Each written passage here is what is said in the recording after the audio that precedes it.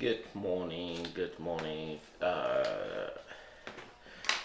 I want to talk briefly about what is going on this morning. The judges in a Nigerian Supreme Court hearing today about the leadership of the Southern Cameroon, Ayuk Seseko, the interim government members, was led by the barrister at the Nigerian High Court hearing, and the court case was adjourned till April 15. So, but one transpired question often asked is, why was the case sent over till April? But one can deduce from the final analysis that the impression is that it is pending after the election in Nigeria. The new president would decide what should be the outcome. In other related matters, you know, Buhari, the Nigerian current president, out of a suddenly or out of a blue moon, convert himself to a military dictatorship and suspend the Chief Justice Walter Onnoghen from, and the rationale he gave that why he suspend and intensified that there was a recommendations citing Abubakar who was failingly by the court to declare his foreign currency.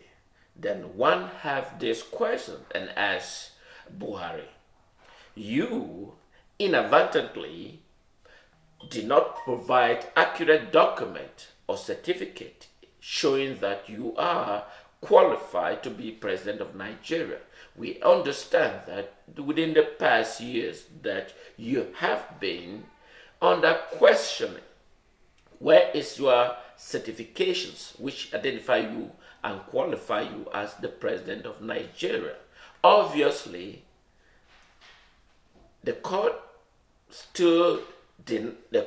acknowledged, but you were not suspended. But however, there is always this tendency of the suppression of power. And that is why I cite the United States judiciary system.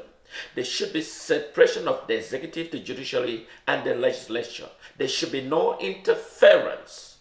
So by converting yourself to a military dictatorship and suspend chief judge over allegations that has never been to the court, you should, as a member of the government, to respect each arm of government, the executive and the judiciary and the legislature, file a lawsuit against the particular judge whom you deem necessary. There is ample evidence that the judge may have tempered with the certain laws that govern the sovereignty of Nigeria.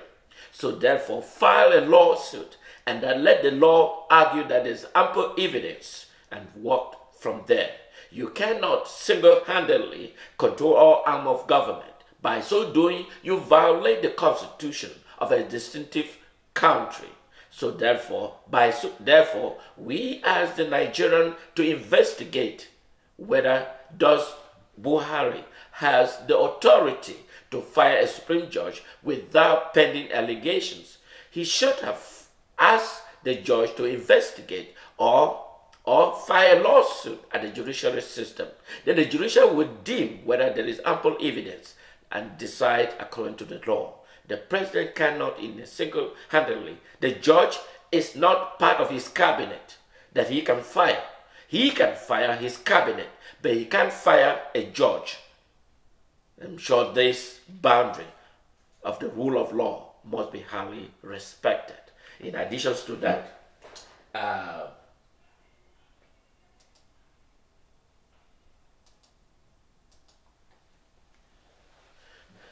it was a very bloody day today in Southern Cameroon, the Federal Republic of Amazonia.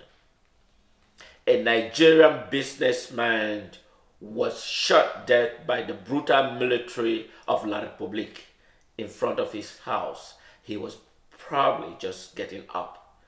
It is quite devastating to the Nigerian community and their family members to witness this sharp murdering.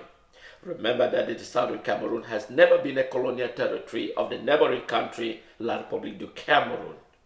But the people of Southern Cameroon has witnessed a sharp murdering of its citizens by a terrorist government of the Paul Biya regime that has been perpetrated in the Southern Cameroon territory. And this has extended to many foreign nationals. Remember that the United States missionary was brutally murdered. The Ghanaian missionary was brutally murdered. And the Kenyan missionary was brutally murdered. And this time it extends to the Nigerian businessman. And Nigeria has failed in its habit. Remember that the Nigeria deported the cabinet of the Southern Cameroon despite the fact that they have a legal status. And Buhari did not investigate. And there is an ample evidence that Nigeria, led by Buhari, has converted himself